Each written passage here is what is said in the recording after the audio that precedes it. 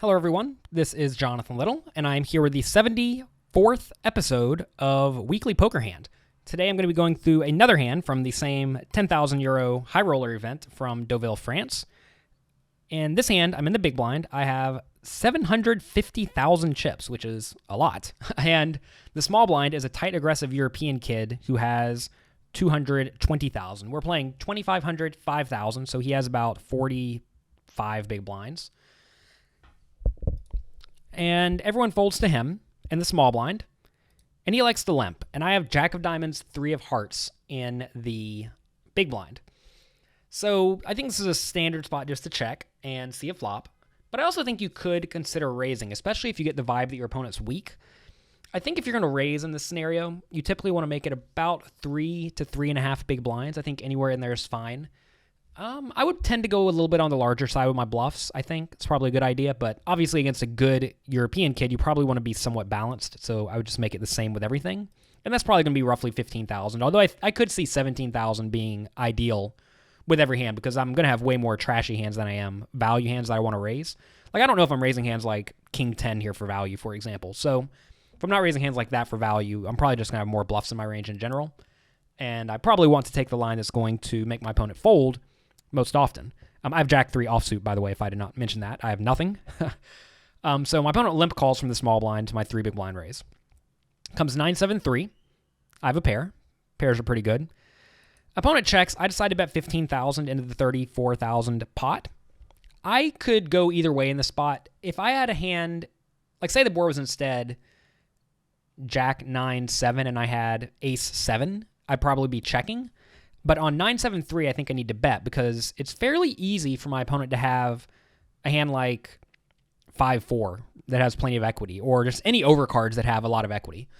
Also, if I check the flop and my opponent bets the turn, unless I improve, it's going to be a pretty dicey spot because my opponent should have something on this board whenever he bets the turn. It's just so easy for him to have something given the range of hands that he should be limp calling with, which is mostly middle card hands, big card hands, ace-x type hands, some maybe marginal pairs, maybe just stuff like King 6. I mean, it's really hard to say what he has, but it's at least something. It's not like 7-2 offsuit, right? So I bet 15,000, mostly for protection and value, which I think is fine. My opponent calls. So the pot's 64,000 going to the turn. Turn is an 8, offsuit 8. There is no flush draw available. My opponent checks, and I decided to just check behind in this spot. I think if I bet, my opponent's never going to fold a pair, and I lose to almost every pair. And if he does have a hand like Ace 10 or Queen 10, he's also not going to fold, and that hand has plenty of equity. So I think the only time I'm making my opponent fold is whenever he's just completely crushed, or just in bad shape in general, like with King Queen or something like that. But I really do think my opponent's going to have some sort of a pair on this board most of the time. So I like to check behind, and I'm just trying to get to showdown. Or make a straight on the river. Instead of a straight, I make 3 of a kind. A 3 comes on the river. And my opponent now bets 45,000 into the 64,000 chip pot, leaving himself 145,000 behind. So think about what you would do in this spot. Do you think you should raise or call? Obviously, we're not folding. So if my opponent is value betting, what hand is he probably... What are the weakest hands he will value bet in this spot? I think most people would value bet with any 9 or any better hand. In order to have a better hand, though, he had to have limped with a hand like pocket 10s. And I think that's pretty unlikely. So probably the best hand he's going to show up with here, or the worst hand he's going to show up with here is a 9. But there aren't very many hands between a 9 and hands like straights, which he would also bet. And he certainly could have any of the straights. A lot of players will check call the flop with the gut shot draws, like Jack 10, 10-6. Probably doesn't have... I guess he could have 6-5. Yeah, that would have been an open-ended on the flop. So he could conceivably have any of the straights. So if I raise on the river, is he going to call that raise with a 9? And I would probably guess no. So will he call the straight? And I think the answer is yes. So I'm obviously not bluffing if I raise. I'm trying to get value. So thinking about the range of hands he could realistically have, will he call my river raise? And it's going to be an all-in raise, most likely, given the size of the pot. Pot's already 100,000 after his bet. So, 110,000 after his bet.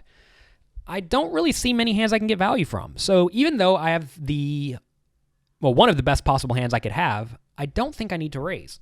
And this comes up a lot in tournaments where you get to the river and you have a really good hand. And raising is probably going to be plus EV. Like if there were no payout implications or no stack conservation implications, raising's probably just fine because I have the best hand something like 90% of the time. But in a tournament, I don't think you're going to find too many people hero calling off with a hand like 10-9 for all of their stack. So I think I probably need to call here, as crazy as that sounds. It's just really hard for my opponent to have anything great. Instead, what I did is I went all in. And actually, in the chapter by Matt Affleck in Excelling at No Limit Hold'em, my newest book project, he actually discusses going for somewhat thin value in tournament and generally applying pressure. And most of the time it is good. And the examples he used in the book I thought were fantastic. But here, I liked it to go for thin value, but I do not think this is a good spot for it for the reasons I just said. I broke down the guy's range, and I don't think the guy's range is going to be able to call a raise too often. I think he's going to have enough straights in his range to where he can easily bet call off with a decently wide portion of that range. And I don't think he has to defend it by calling with hands like a 9. So if you actually want to get a free 16-page extract of Excelling at No Limit Hold'em, go to hold'embook.com. There's a link for it right at the top of the page. Also, if you buy the book, you can get a free bonus chapter. So check all of that out. There's a ton of resources for you at hold'embook.com. So anyway, I did go all in this spot for my opponent's 145,000 more, and he beat me in the pot. So whenever he beats you in the pot, it means you lose. He shows up with Jack 10. So he check called flop with overcards. He actually had a backdoor flush draw. Turn, made the straight, check. River, he bets fairly big, trying to get called by a 9 or an 8 or 7. Good play by him. Perhaps I could have read into his river bet sizing and recognized that whenever he's betting this size, it's very polarized, meaning he either has a bluff or he has a strong made hand. And if he has what he thinks is a strong made hand, my 3 is actually not in great shape. So I think I overplayed this a bit on the river. I think I made a mistake here. I should have definitely called. I'm obviously not trying to fold. We are losing the at least the amount that our opponent bet on the river, but I think I lost 145,000 too much. The only time I could realistically see shoving this river is when I think I have such an aggressive dynamic with my opponent that he's going to call my river raise with a very wide range, like any 9 or any 8, just because he thinks I'm crazy. And I don't know if I had that image, but I am raising Jack 3 offsuit, so maybe I did. That's going to be it for this episode. Thank you all very much for watching and listening. Remember, you can watch the video version of this at jonathanlittlepoker.com under the blog tab.